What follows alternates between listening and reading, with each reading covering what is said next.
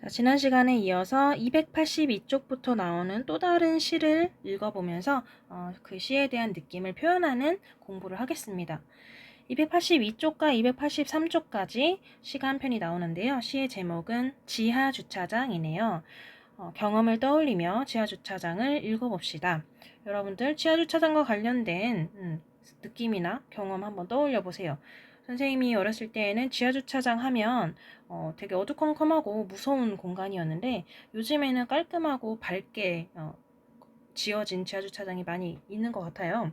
그래서 이 시에서는 과연 지하주차장과 관련된 어떤 경험이나 내용이 있는지 한번 생각해 보면서 시를 읽어보고 그리고 이제 두 쪽에 걸쳐서 나와 있는 시를 얼핏 봤을 때 우리가 통상적으로 일반적으로 알고 있는 시의 모습과 조금 다르죠. 네, 조금 특이한 부분이 이렇게 보이고 있는데요. 이 부분 왜 시를 이렇게 썼을지 한번 그 점도 생각해 보면서 시를 같이 읽어 보겠습니다. 자, 지하주차장 글 김현욱 그림 이순표 지하주차장으로 차가 지러 내려간 아빠. 한참 만에 차 몰고 나와 한다는 말이 내려가고 내려가고 또 내려갔는데 글쎄 계속 지하로 계단이 있는 거야. 그러다 아이쿠 발을 헛디뎠는데 이상한 나라의 앨리스처럼 깊은 동굴 속으로 끝없이 떨어지지 않겠니? 정신을 차려보니까 호빗이 사는 마을이었어. 호박처럼 생긴 집들이 미로처럼 뒤엉켜 있는데 갑자기 흰머리 간달프가 나타나 말하더구나. 이 새 자동차가 네 자동차냐? 내가 말했지. 아닙니다. 제 자동차는 10년 다 된 고물 자동차입니다. 오호, 정직한 사람이구나. 이 새 자동차를... 에이, 아빠. 차 어디에 세워놨는지 몰라서 그랬죠? 차 찾느라 온 지하주차장 헤매고 다닌 거 다 알아요. 이런 재미있는 내용의 시였습니다. 그죠? 사실 그림은 굉장히 좀 짙은 회색 이렇게 칠해져 있어서 혹시 무서운 내용인가 했는데 아빠와 관련된 그런 지하주차장의 이야기였어요. 그러면 선생님이 아까 이 부분 있죠. 자, 이 부분이 바로 아빠가 한참 만에 차를 몰고 나와서 한다는 말이에 이어진 것으로 봤을 때 아버지가 하신 말씀이에요. 그죠? 아버지가 뭔가 차를 지하주차장에서 찾느라고 헤매다가 한참 만에 나와서 일종의 변명을 하시는 그런 말이죠. 당연히 진짜로 이런 일이 있었다는 것은 아니고 늦은 것에 대한 이유를 막 주저리 이야기를 지어내서 설명하는 그런 내용이에요. 아무래도 이렇게 쭉 이어서 쓰니까 아빠가 변명하고 있다는 그런 느낌을 잘 표현하고 있는 것 같죠. 네. 그러기 위해서 시인이 이런 식으로 시를 쓰신 것 같습니다. 자, 그러면 283쪽의 물음에 답을 해볼게요. 자, 차를 가지러 지하주차장에 가신 아빠께 어떤 일이 일어났을까요? 답이 나와 있는데 아빠께서 차를 어디에 두었는지 기억나지 않아 이리저리 찾아다니셨을 것 같습니다. 그죠? 기억이 나지 않아서 또는 기억이 났는데 그곳이 어디인지 헤매인 걸 수도 있어요. 그죠? 선생님 같은 길치인 사람한테는 어디에 세웠는지 알아도 거기를 잘 못 찾아가요. 자, 이걸 왜 알 수 있어요? 우리 마지막 연에서 자, 아빠에게 말하죠. 아들인지 딸인지 잘 모르지만 에이 아빠 차 어디에 세워놨는지 몰라서 그랬죠? 이렇게 차 찾느라 온 지하주차장 헤매고 다닌 거 다 알아요 하면서 이렇게 피식 웃었어요. 그러니까 이런 일은 한두 번이 아니었다는 거예요. 그죠? 아빠가 평소에도 자주 이러시기 때문에 이번에도 역시 주차장을 다 헤매고 다닌 거 다 알아요. 그래서 이 부분으로 미루어 봤을 때 아빠가 이렇게 기억이 안 나서 헤매고 다니셨을 것 같다 라고 짐작할 수가 있는 거예요. 자, 그렇다면 아빠의 변명에서 재미있는 부분은 어디인가요? 자, 바로 아빠의 변명이 어디냐? 아까 282쪽에 주저리 이야기 꾸며서 말하는 그 장면 있죠? 그 부분. 그 부분에서 재미있는 부분, 여러분들이 각자 재미있다고 느낀 부분이 어떤 거였나요? 자, 선생님은 개인적으로요. 이 말들에서 어떤 이야기를 가지고 왔는지를 좀 알면 더 재밌는 것 같아요. 선생님이 그 점이 재밌었거든요. 자, 여기에 이상한 나라의 앨리스 나오죠. 그죠? 이상한 나라 앨리스가 처음에 실제로 발을 헛디디면서 깊은 굴 속으로 이렇게 들어가면서 새로운 세계를 이렇게 돌아다니는 그런 이야기잖아요. 자, 그리고 호빗이 사는 마을이래요. 호빗. 그리고 마법사 간달프. 그러니까 이거는 바로 반지의 제왕 이야기고, 그리고 자, 간달프가 나타나서 말하기를 이 새 자동차가 네 자동차냐. 자, 어디서 많이 들어봤죠? 이거 금도끼, 은도끼라는 이야기에서 거기서는 산신령이 이 도끼가 네 도끼냐 이렇게 묻는 거를 자동차로 바꿔서 이야기로 꾸며낸 거예요. 이렇게 세 가지 이야기를 이 아빠가 변명 속에 자기의 변명 속에 녹아낸 그런 거거든요. 그래서 선생님은 이걸 글로 정리를 해보면 기존에 있는 이야기를 가지고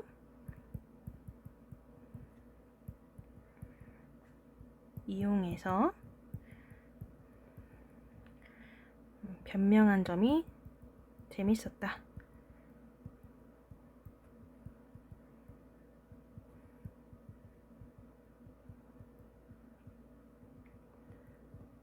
이렇게 한번 써보겠습니다. 우리가 재미를 느낀 부분이 서로 다르겠죠? 그래서 여러분도 한번 각자 나름대로 재미있게 느낀 부분을 어떤 점이 재밌었는지 이렇게 짧게 간단히 써볼게요. 자, 그러면 이번에는 이렇게 물음에 간단히 답을 해봤고요.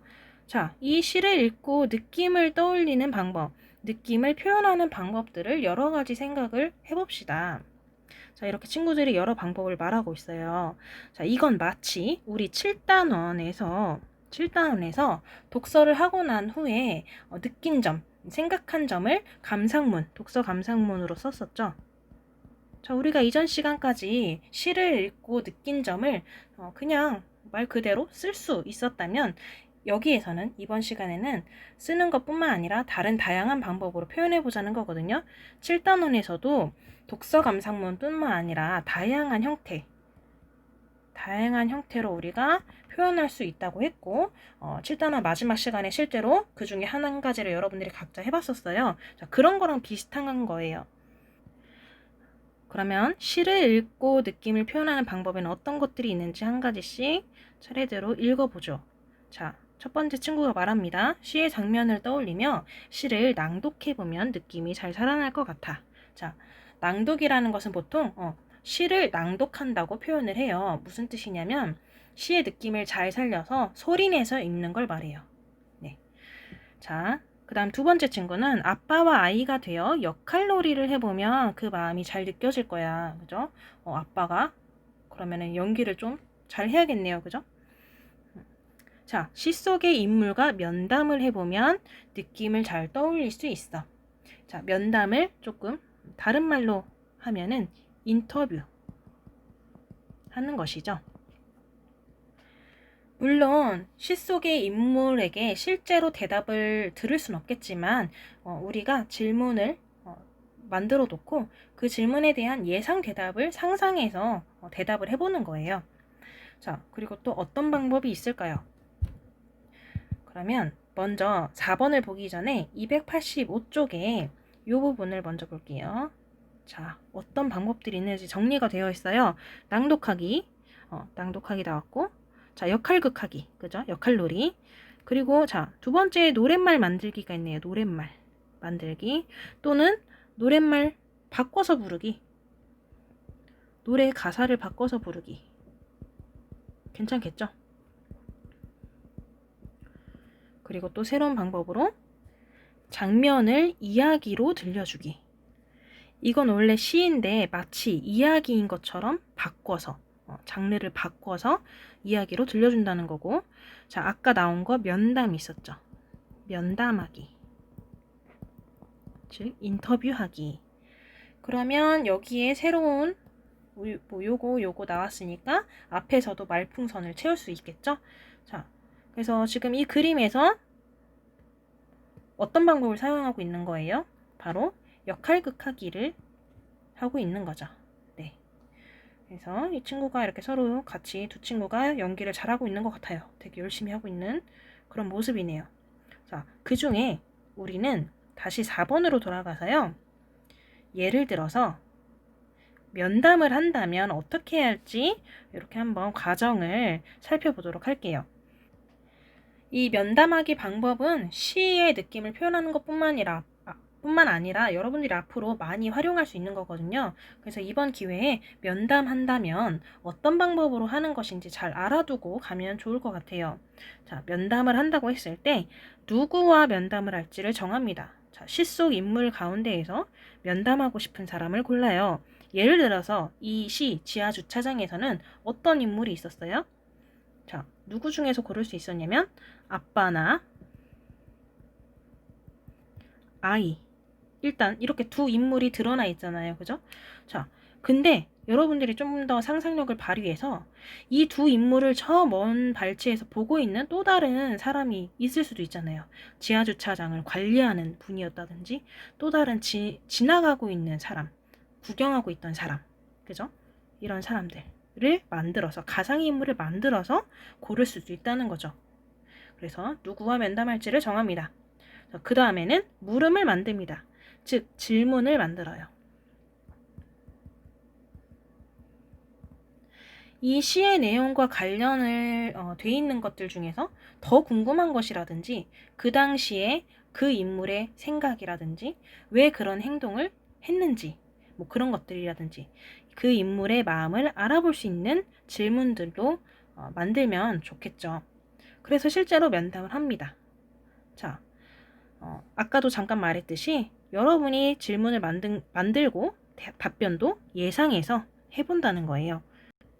혼자서 질문하고 대답도 생각해보는 게 좀 어색하면 친구랑 짝을 지어서 서로 질문하고 대답해주고 또 바꿔서 이번에는 다른 친구가 질문하면 또 내가 대답을 해보고 이렇게 하면 좀 더 실감이 날 수가 있겠죠? 그래서 한번 우리가 면담을 해본다면 실제로 해본다면 누구에게 어떤 질문을 할지 지금 간단히 한 가지씩만 생각을 해볼게요. 자, 누구에게 물을까요? 선생님은 예를 들어서 아이에게 질문을 해보고 싶어요. 아이에게. 이 시 속의 아이에게. 자, 어떤 질문을 할까요, 여러분? 무엇을 물어볼지를 정하는 것이 굉장히 중요한데 선생님은 요거 한번 물어볼게요. 자, 아빠께서 지하주차장을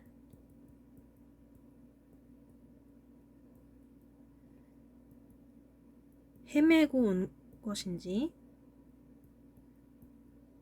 그것을 어떻게 알았나요?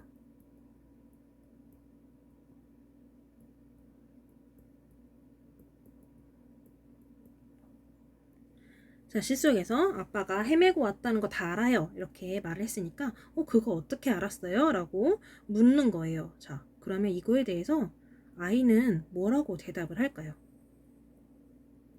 과연 뭐라고 대답할까요? 아까 시 설명하면서 잠깐 말했지만 아무래도 전에도 몇 번 그랬던 적이 있을 것이다. 얘기했듯이 전에도 그런 적이 있다. 이렇게 대답을 하지 않을까. 전에도 한참 만에 와서 처음에는 걱정을 했었는데 그 다음에는 점점 이야기를 지어내면서 변명을 하더니 아빠가 조금 길치여서 헤매고 다닌 게 들통이 났다. 그래서 이런 적이 여러 번 있었다 라고 대답을 했을 것으로 예상을 합니다. 자, 그래서 면담하는 것을 간단히 연습을 해봤어요. 이번에는 마지막으로 5번에 가서요. 자, 이 시를 읽고 떠올린 느낌을 한번 마지막 말풍선에 여러분들이 각자 써보는 것으로 마무리를 지을게요. 자, 두 친구의 느낌을 한번 읽어볼게요. 자, 이 여자친구는 아빠의 처지에서 물음에 답해보니 아이에게 실수를 들키고 싶지 않은 아빠의 속마음이 느껴졌어. 이 시는 아빠의 마음을 재미있게 표현한 것 같아. 그죠? 이렇게 잘 말해줬네요. 실수를 들키고 싶지 않은 아빠의 속마음이 느껴졌다. 그죠? 일리가 있죠? 자, 두 번째 친구는 나는 노랫말을 지어보니까 아빠께서 빨리 나오시기를 기다리는 아이의 마음이 느껴졌어. 나도 비슷한 경험이 있어서 쉽게 공감할 수 있었어. 라고 이야기를 하네요. 자, 우리 방금 면담하기를 간단히 생각해 봤으니까 이렇게 면담을 해보니 어떤 마음, 선생님은 아이에게 면담한다고 했으니까 아이에게 면담을 해보니 질문을 만들어서 질문을 해보니 아이의 어떠한 마음이 느껴졌어 라고 대답을 할 수가 있겠죠. 여러분들이 면담뿐만 아니라 다양한 방법들 중에서 마음에 드는 것 한 가지를 골라서 잘 해본 다음에 이 시의 재미를 잘 느낄 수 있었으면 좋겠네요. 자, 오늘까지 시를 읽어봤고요. 다음 시간에는 이야기를 보고 느낌을 표현할 건데요. 이야기를 미리 보고 나서 학습 강의를 시청해 주시기 바랍니다. 이상입니다.